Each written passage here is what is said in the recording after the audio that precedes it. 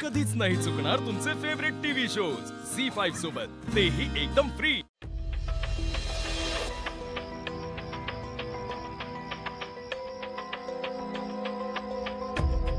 तात्या तात्या काय झालं? सूर्या, अरे अरे त्या असायच्या माणसाने माझं काय बी ऐकलं नाही रे. अरे मी लई नवण्या केल्या, पण त्याने मला घराच्या बाहेर काढलं. अरे घराला टाळ्या लावलं बघ. आपण रस्त्यावर आलो रे, आपण रस्त्यावर आलो. आता पुरी बाहेर घेऊन कुठं जायचं रे सूर्या? कुठं जायचं? तात्या तात्या तुम्ही शांत हो. राजू पाणी देते ना. शांत हो. मी आलोय ना. आलोय ना मी. शांत हो तुम्ही. दे लवकर पाणी दे.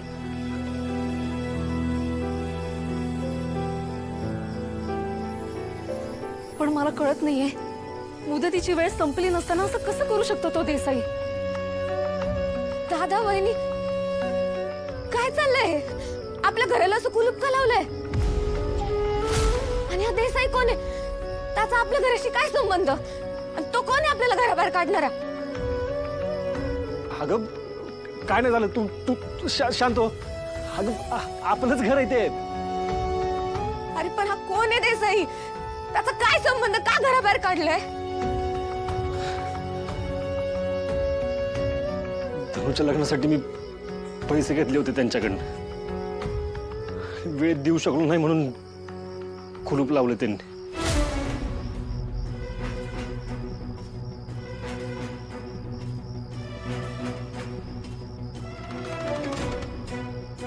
काय दादा रे तू? दादा रे, एवढं सगळं झालं, तुम्हाला एका शब्दानं का नाही बोलला? अगं राजू, तुझ्या कामासाठी आपल्याला पुण्याला जायचं होतं ना. तुला जर हे सगळं सांगितलं असतं तर तू झाला नकार दिला असतास, म्हणून तुझा दादा तुला काही बोलला नाही. वहिनी, पण आपण पुण्याला गेल्यावरच का कुलूप लावलं? एकदा बोलायचं तरी आपल्याशी.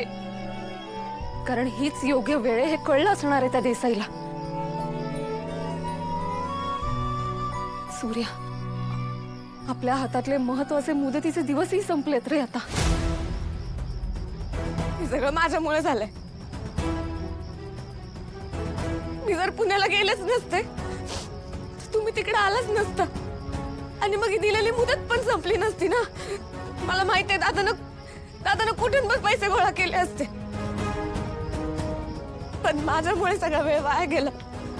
माझ्यामुळे गेला. हे राजू, काय पण काय बोलते तू? तुझ्यामुळे काय नाही चाललं. हे बघ, मी आहे ना. हा, आपल्या घराला मी काय नाही होऊ देणार. हा, तू शांत हो. शांत हो तू. एवढं शुभ कार्य झालं घरात, आणि आता असं देव बी का असं करतोय कोणाला ठाऊक. एका हाताने देतोय, दुसऱ्या हाताने काढून घेतोय.